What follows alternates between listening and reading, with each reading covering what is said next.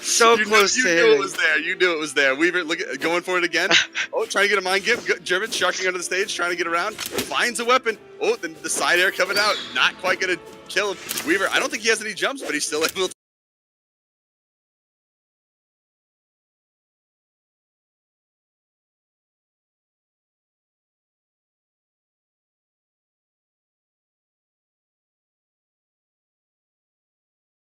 touch that wall.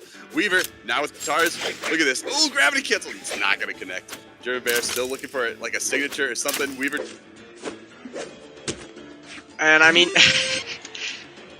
if you don't know what Weaver was going for, even though he didn't successfully land it, basically what he was going for was that he was trying to slow throw the weapon up, dash up to the German Bear on ledge, and then downlight him into the weapon, resetting his hit stun, and then ground pound him, is at least what I assume he was going for. Maybe he was going for something even more crazy, something a little less hype, but I mean, that's what I think he was going for, and Weaver pulling out the stylish plays, looking very confident and commanding in that match, and I think that puts him into top 32 with a bunch of the other US West players. Well, I mean, talking about it right now, just looking at the bracket real quick. Let's see if he was. I don't even think he was in the top 32 just yet. But no, I think that should put him in the top 32. Maybe he just hasn't updated for me yet then, because I don't see him on here, and I don't know what yeah, pool he was in. He did make it in the top 32 versus Sonder, who upset part of the creed earlier. Oh, well, there it is. So then that was, okay. Well, one way or another, that's going to be that set. We were taking it down 2-0. Jellyfish, another style master. I mean, you want to talk about the lads. This guy was one of the main members of the lads. So now coming into it, Jellyfish is going to be playing against ASAP. So this should be an interesting match nonetheless. Jellyfish, haven't seen too much from him recently, but he's set on random right now, so either this is a lot of confidence or this is just what he's been doing lately. I think that's kind of a classic Jellyfish thing. I've definitely seen him play random before, definitely in tournaments. And I mean, that definitely speaks to the amount of confidence that he has going into this game. I mean, Jellyfish, one half of the very well-known Lads 2v2 team, who I think have since disbanded, but back in the day, they had the absolute coolest combos, team combos in the game, undisputedly. And, I mean, I'd say that Jellyfish was very well known, not only for the lads, but, as you said, for being an insanely stylish player. And he's already starting off with a lot of gravity cancels, which is another thing that he's very well known for, incorporating a lot of gravity cancels into his play. We'll see how he makes it work with the implementation of Dash, though. And ASAP, I haven't really heard a lot about. But one way or another, Jellyfish is just taking command of this game. ASAP dealt a lot of damage to him in the beginning, but it seems like ever since he's picked up this scythe, things have just been turning around, getting back more to an even point. And you can see him going for these neutral airs off stage, trying to get the just a little bit too close for that throw. And now it's just back to neutral. One of the things I gotta assume about Jellyfish, because after seeing him at BCX, coming in wearing, leather jacket, shades indoors, like look at like really playing the style card out. I gotta imagine he's wearing the same thing right now, that it gives him some kind of power, that just like to play super stylishly and look super style. I don't know. That I just have to make that assumption. But one way or another, first stock off of Jellyfish going down, ASAP taking the lead. As soon as he respawned, he went for, I think, 5 unarmed side lights in a row. One of them gravity canceled. None of them hit, and then he just ended up closing it with a spear ground pound. He's now got the scythe against ASAP's weaponless Koji. And, I mean, to touch on what you were saying earlier, I think Jellyfish is very interesting in his dynamic. I mean, at LAN, although he was wearing the leather jacket and the shades, he wasn't exactly as talkative as most people would have expected. I mean, for the first day, I'm pretty sure he completely lied about who he was and said he was some other US West player. But, I mean, online, he clearly has no amount of shyness at all, because he just goes in on people, regardless of whether you're the best player in the world or whether you're someone he's never heard of. He just goes in and tries to style on you, and right now, he's playing so weird, and this is like a Jellyfish staple almost, where he doesn't really move a whole lot, but he'll just make you feel pressured without moving, because you don't know what he's going to do next. He just did 3 jumps in the same exact place in the air without going left or right, and ASAP didn't even go to punish him for it. That's one of the things that you can punish things for with all these dodge dash changes. I mean, the shorter length on dodge, the shorter distance that it travels, and the slightly longer cooldown, I want to say, than what we were used to before. Not the crazy multi cooldown one, but one way or another, ASAP is going to be finding another kill off.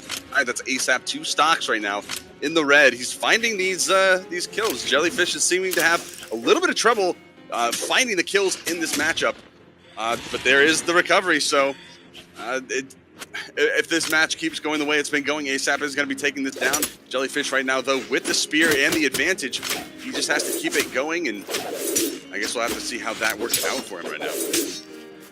Yeah, I mean, ASAP, even though Jellyfish has been going for a lot of hype things, ASAP has just been sort of dialing it back and playing very safe and very calculated, and it's been working for him so far. And I'd say Koji is definitely one of the main characters to do that on. We've seen people like Noel be very dominant on Koji, playing a calm and calculated style.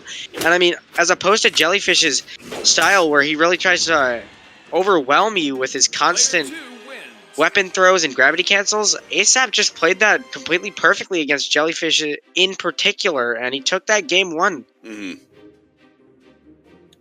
All right, well, now going right into the second game, we've already got the map bans underway, and Thunder God or Twilight Grove, and we're going to be going to Twilight Grove. Little island on the side might influence the way that people approach their opponents and go for strings and combos. I know in the EU regional qualifier, we saw a lot of that with Lance. I think Dobrain on Olgrim getting a lot of Lance combos off onto the side air, gravity cancel, side light into side air recovery. So we're not going to be seeing any of that, but, you know, it's the same ideas that we might be seeing from these players here. And Jellyfish still just going for unarmed, not even bothering going for the weapon pickup until it's just the freest thing in the world to go find. ASAP with the bow, still building up damage, but it's still even. So right now, Jellyfish really needs to find some way to get an advantage in this matchup and take it down so that that pressure of getting pushed down into the lower bracket is just not there. Yeah, and I mean, regardless of him losing last game, I believe Jellyfish did select random again. I'm not 100% sure, but I think he did random for a second time. And I mean, Jellyfish really just wants to put on a show. And as much as you'd expect the top players of US West to really care a lot about this tournament, because only first place gets the prize, and the prize is a flight and hotel to BCX, Jellyfish just really wants to put on a show for all the viewers on the stream today. And right now it's paying off for him because he took the first stock from ASAP in this game, contrary to last game. And right now he's probably going to try to hold on to the stock and deal just as much damage as possible before going down. I guess if it could be a situation where Jellyfish is already planned and already set to go to BCX, and at this point, if he can get the trip paid for, that's great. But one way or another, he just wants to put a show on for people. I mean, like what you're saying, I think that's an entire possibility. Or this just could be him playing right now, and it's a lot more even than we think for one reason or another. I don't play US West, so I'm not really in a position to extrapolate the reasons why, but I won't make any assumptions. Yeah, I feel like a lot of times people, I mean, I'm guilty of this as well, but when we, that was insanely nice. Sick. But a lot of times when we talk about US East and US West, we don't really clump them, or we don't really talk about them individually. We just clump them together and say NA as a whole. And US West, from what we've been seeing so far at least, are a very stylish region. And I know a lot of their players end up just playing on the US East region for ranked anyways. So that might be a result of all of them playing against each other all the time in a very tight-knit group in US West as far as the rank ladder goes, and they sort of learn how to play against each other. And I wouldn't be surprised if we saw a lot of those type of games where the players know each other's styles really well up in the top 32 and top 16 matches. And I mean, this is the last pools match, I believe, that we're going to be watching before we get into the top 32 or 64 or whatever it is. And Jellyfish is trying to respond to his loss last game with a win. He's currently in the lead by a half of a stock, approximately, considering Koji's defense. Oh no! One way or another, that's going to be Jellyfish taking the fall right there. Is that 2-0? I think it is. So That's yeah, 2-0. that's Jellyfish going down to the